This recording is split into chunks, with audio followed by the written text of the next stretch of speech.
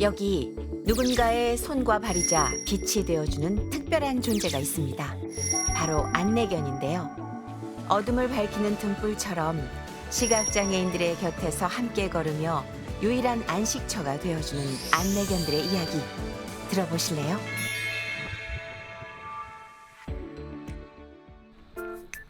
봄날의 여유를 즐길 새도 없이 그 어느 때보다 분주한 날들을 보내고 있다는 이곳.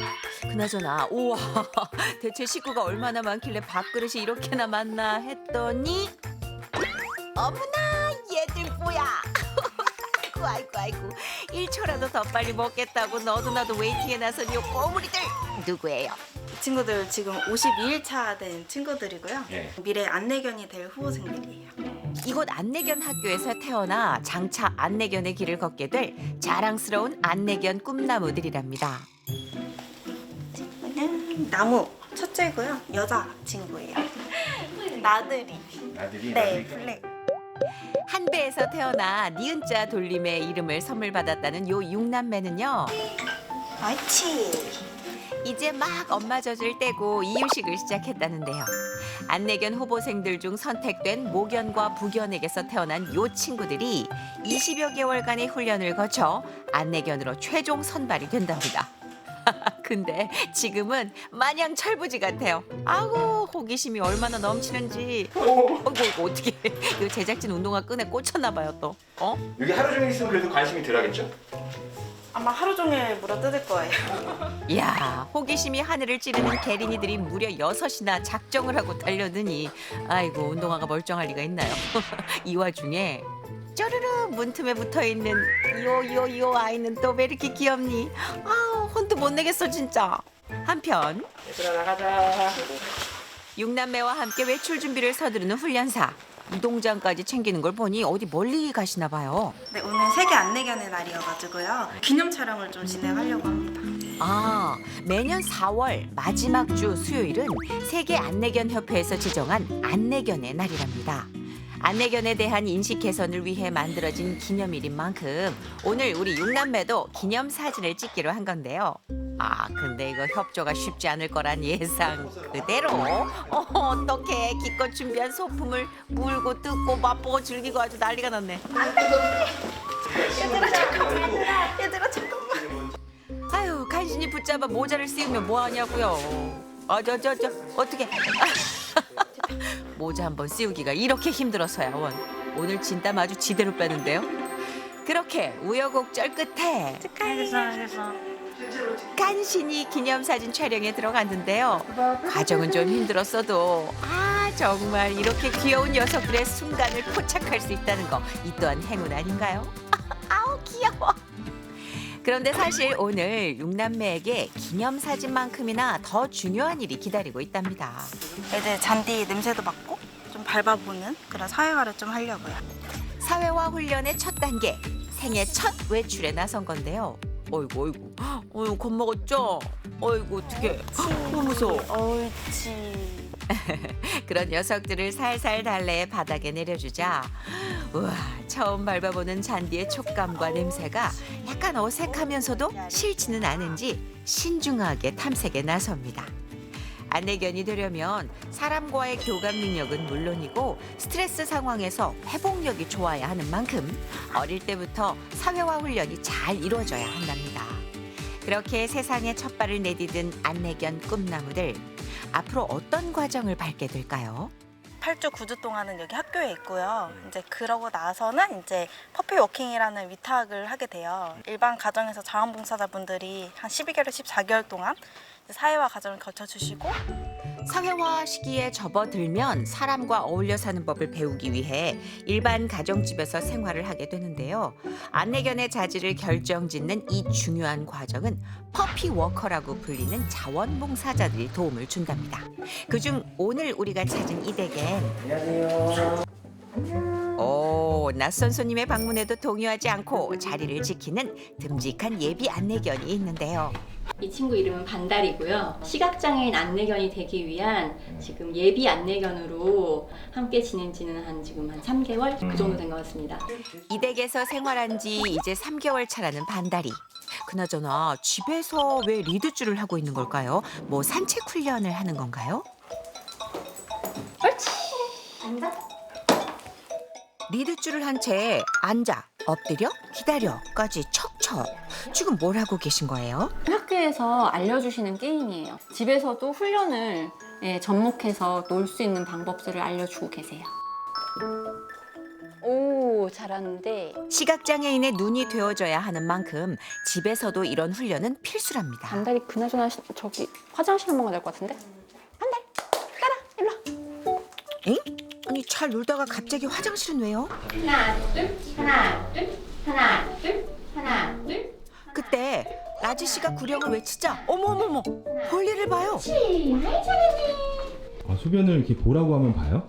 네, 집에서 할 수 있는 교육 중에서는 배변 교육이 제일 중요하다는 게 보행 시에 다니다가 자기가 급한 볼일을 보려고 옆으로 빠졌을 때 그게 위험 사각지대일 수도 있는 거고 이제 그런 부분이 있다 보니까 일단 배변을 지정된 시간에 지정된 장소에서 보호자가 아는 상황에서 이제 진행을 할 수 있도록.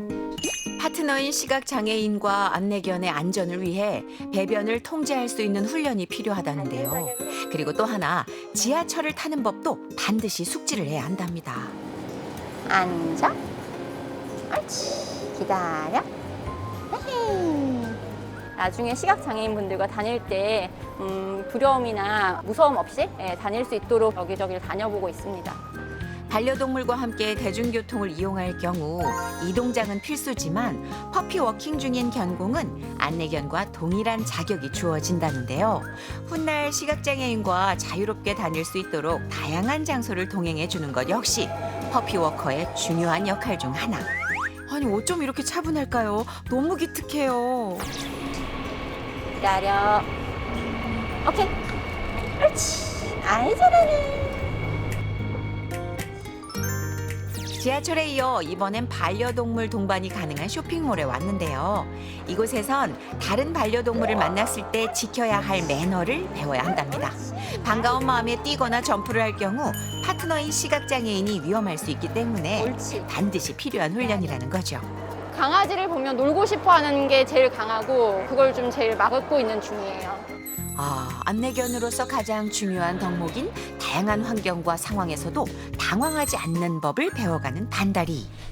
그렇게 야외 활동을 하고 집에 오자 라지 씨가 뭔가를 기록하고 계시네요. 뭐예요?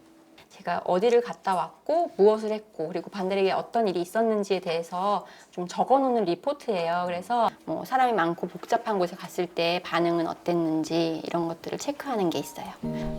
진짜 많이 다니시는구나. 그러니까 일종의 반달이 생활 기록부 같은 거네요. 단순히 보살피는 차원이 아닌 안내견으로서의 자질과 가능성을 끊임없이 확인해야 하는 이 과정이 결코 쉽지 않아 보입니다. 그런데 라지 씨는 이 역할을 꽤 오래전부터 해오고 계시대요. 저는 지금 5번째입니다. 5번째. 네. 우와, 5번째요? 진짜 대단하시다. 얘가 지구예요. 첫째. 네. 무려 5마리의 강아지를 의젓한 안내견 준비생으로 만드는 사이 초등학생이었던 딸 서윤인 어느덧 중학생이 됐답니다. 그렇게 한 녀석과 1년을 지내고 나면 이제 거의 한 달 전쯤 해서 이제 학교에서 연락이 오기 시작해요. 그러면은 이제 학교에 들어가게 되고 들어가서 1차, 2차, 3차 교육을 받고 교육을 받는 중에 3차에 시험을 통과를 해야 안내견이 되는 거고 10마리 중에 지금 한 3, 4마리? 서너 마리 정도만 합격을 하는 걸로 알고 있어요. 이후에도 꽤 까다로운 관문을 거쳐야만 비로소 안내견 타이틀을 얻을 수 있다는데요.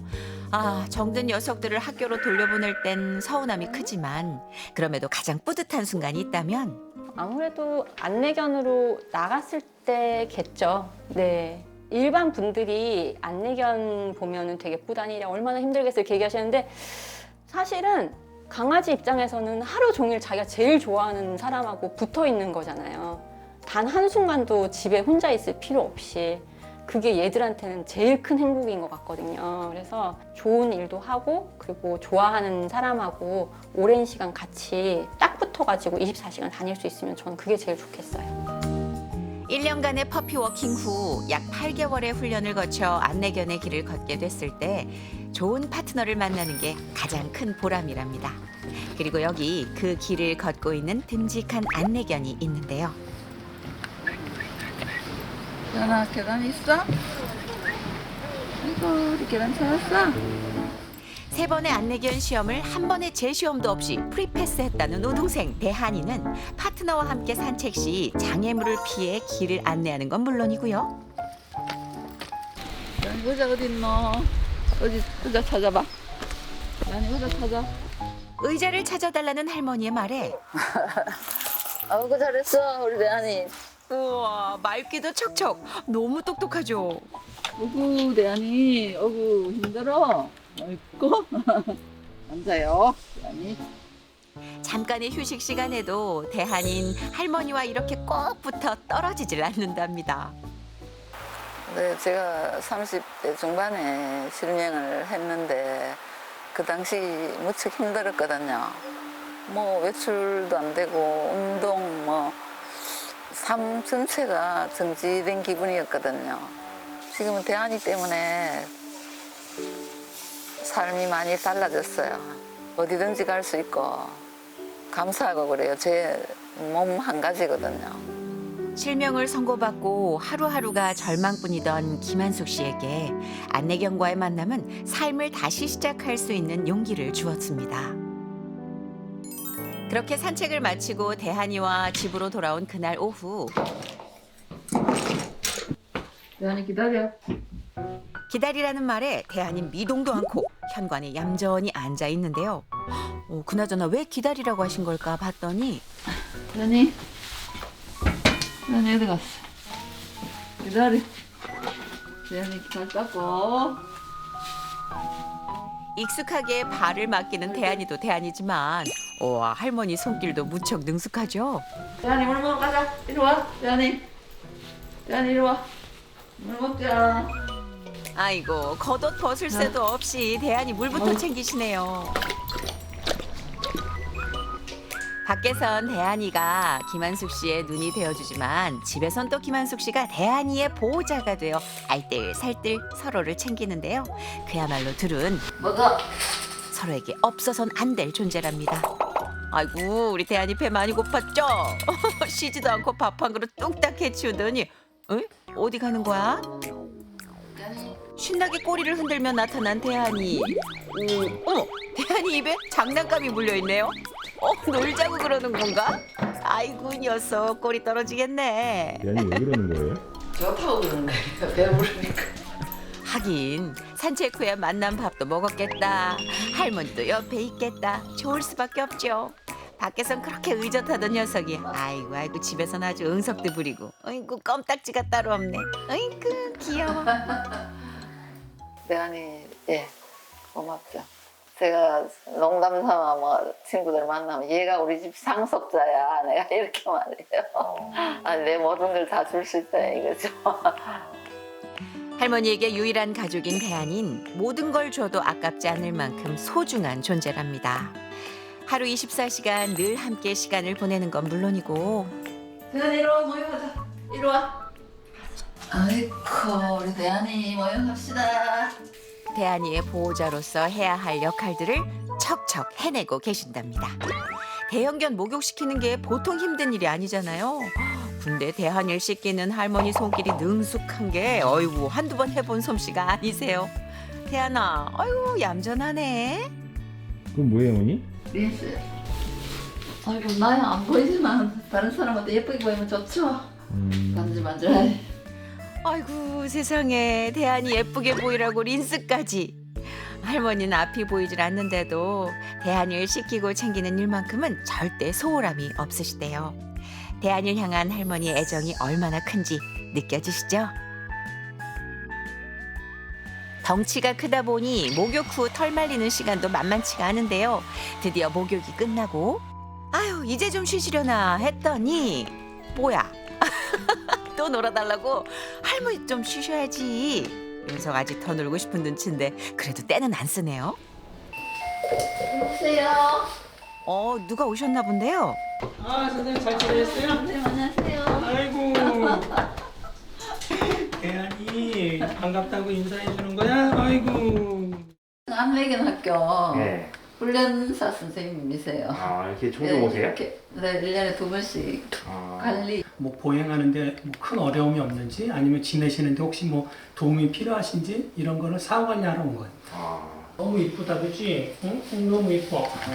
안내견과 파트너 사이에 어려움은 없는지 확인도 하고 할머니가 직접 하기 어려운 부분을 돕기 위해 1년에 2차례 방문을 해주신대요. 지금 현재 대한이랑 3번째 지내고 계시거든요. 경험도 많으시고요. 제가 보기엔 너무 관리 잘해주신 너무 좋은, 너무 훌륭하신 파트너신 것 같아요. 지금 좋으시겠어요, 어머니? 아, 대한이가 3번째 안내견이구나. 안내견을 처음 만났을 땐 안내자 없이 걸을 수 있다 하는 게 좀 신기하기도 하고 걔를 믿을 수 있을까 이런 생각도 들었는데 차츰 먼저 믿음이 가기 시작했어요. 할머니의 기억 속에 가장 특별하게 남아있는 안내견은 바로 세롬인데요. 세롬이하고 제일 많이 보냈던 것 같아요, 시간. 여행도 뭐 가고 뭐 태종도도 가고요. 부산. 네, 강원도도 갔다 오고요. 너무 감사하죠. 어떤 아니 앞도 못 보는 사람 뭐 케어해서 안 보이지만은 느낌은 있거든요. 세상 다 얻은 것 같은 거. 6년이란 시간을 함께하며 할머니에게 새로운 세상을 선물해준 세롬인 더없이 고맙고 특별한 존재였습니다. 오랫동안 같이 하고 싶었는데 그건 제 욕심이고 제가 충분히 한다고 잘한다고 해도 부족한 점이 많거든요. 평생을 함께하고픈 마음이야 굴뚝 같지만 그건 욕심이라 말하는 김한숙 씨. 안내견은 10살 정도가 되면 편안한 노후를 위해 안내견 활동을 마치고 은퇴를 하게 되는데요. 안내견은 활동이 끝이 아니라 활동 이후에도 이제 은퇴견이 어떤 집으로 갈지도 챙기고 은퇴견 케어 자원봉사라는 게 좀 더 정확한 용어일 것 같아요. 은퇴 후 남은 여생은 여느 반려견처럼 일반 가정에서 편안한 노후를 보낼 수 있도록 은퇴 안내견의 입양을 원하는 자원봉사자 가정으로 입양이 된답니다. 상상해 보신 적은 있어요? 그럼요. 맨날 상상하죠. 그 검은 점이 요리 박혀 있는데 예쁘다 하더라고. 보고 싶죠. 태어날 때부터 한쪽 귀 끝에 검은 점이 있었다는 세롬인 많은 이들의 도움으로 안내견이 됐고 운명처럼 김한숙 씨를 만나 오랜 시간 김한숙 씨의 눈이 되어주었습니다. 김한숙 씨의 삶에 빛이 되어준 세롬인 지금 어떻게 지내고 있을까요? 은퇴 후 새로운 가족을 만났다는 세롬이를 만나보기로 했는데요. 우와, 뭘까요? 이 심상찮은 분위긴? 굳게 닫힌 문과 삼엄한 경비. 어머, 대체 여기가 어디길래 이렇게 철저한 보안 검색이 이루어지는 걸까요? 오랜 시간 확인을 거친 후에야 드디어 문이 열리고 출입이 허락됐습니다. 와, 이게 왜 제가 떨리죠? 삼엄한 경계를 뚫고 들어서자 엄청나게 멋진 정원이 펼쳐집니다. 유유히 일광욕 중인 경공들 사이 눈에 띄는 한 녀석. 잠깐만요. 귀 옆에 검은 점. 얘다. 세롬이 맞죠? 자, 그때 낯익은 목소리와 함께 밖으로 나오는 이분. 같이 가자. 이리 와. 마리. 잠시만요. 되게 낯익은. 어머나! 이분은 윤석열 대통령이시잖아요. 들어와. 세롬이가 반갑게 달려본 곳은 김건희 여사까지. 우와, 그러면 세롬이의 새 가족이 이 두 분인 거예요? 아, 그러고 보니 이곳은 대통령 내외가 살고 있는 대통령 관저네요. 안녕하세요. 예. 세롬이 아빠, 그리고 우리 마리, 써니 아빠, 토리 아빠, 윤석열입니다. 네, 저는 아이들의 엄마 김건희입니다. 아, 그러니까 이 두 분이 은퇴한 안내견 세롬이의 가족이라는 건데요. 대통령의 11번째 퍼스트독이 된 세롬이 대체 어떤 사연이 있는 걸까요? 후보 시절에 이제 용인의 그 안내견 학교 갔다가 내가 당선이 돼서 마당 있는 관저를 가게 되면 꼭 그 은퇴 안내견을 좀 키우고 싶다 얘기를 했는데 작년 크리스마스 날 우리 이제 가족으로 입양을 했죠. 대통령 후보 시절 안내견 학교를 방문해 시각장애인 보행 체험을 해보면서 은퇴 안내견에 대한 관심이 생겼고 신청 후 순서를 기다리다 지난 크리스마스 이브에 은퇴한 세롬이를 가족으로 맞이하게 됐답니다. 그렇게 대통령의 정식 반려견이 된 세롬인 틈날 때마다 마당 산책을 하는 대통령 뒤를 졸졸 따라다니며 껌딱지를 자처한다는데요. 5개월 만에 새 집과 새 가족에 완벽하게 적응. 잘 지내고 있다는 세롬이. 세롬이 아빠를 훨씬 좋아하죠. 근데 저희 집 모든 개들은 고양이랑 다 아빠를 훨씬 좋아해요. 그러니까 이 사람은 주로 훈련을 시키려고 그러고 간식을 줄 때도 뭐 오른발, 왼발 엎드려 이러면서 주는데 간식을 딱 들고서 계속 안 주면서 훈련을 시키잖아? 그럼 강아지가 나한테 달려와. 그냥 달라 이거. 게다가 쉬는 날엔 이렇게 직접 간식을 만들어 주신다니. 아유, 내가 먹어도 맛있겠다. 이야, 진짜 좋아할 수밖에 없겠네요. 아니, 아유, 사람이 천천히 먹어. 그야말로 사랑을 듬뿍 받으며 지내고 있는 세롬이. 한동아 누워. 그렇지. 반려견과 함께 지내는 모습은 여느 평범한 가정과 별반 다르지 않은데요. 그런데 어쩌다 이렇게 많은 반려견을 키우게 된 걸까요?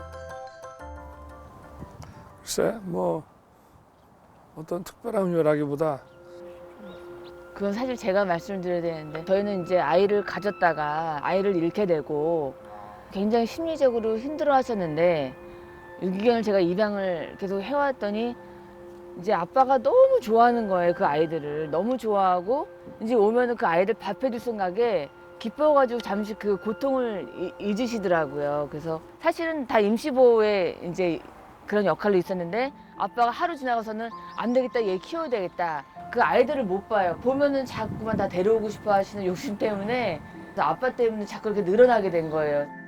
유기견 보호소에서 안락사 직전에 구조된 날에부터 교통사고로 무려 17번의 수술을 받아야 했던 토리. 그리고 은퇴 안내견 세롬이까지.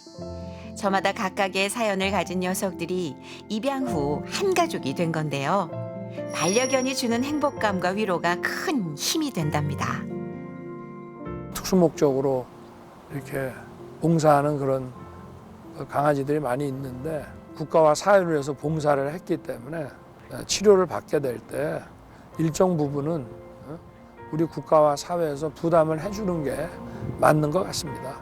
그래야 또 입양을 하고 함께 또 동행하기가 쉬우니까 윤기 내에 뭔가 정책이 네. 나올까요? 한번 노력해 보겠습니다. 사지 마시고 입양하세요. 누군가의 어둠을 환하게 밝혀주는 안내견. 그리고 우리 곁에 수많은 특수 목적견들. 이들이 보다 건강하고 행복한 삶을 살 수 있도록 더 많은 관심과 노력이 전해지길 진심으로 바랍니다.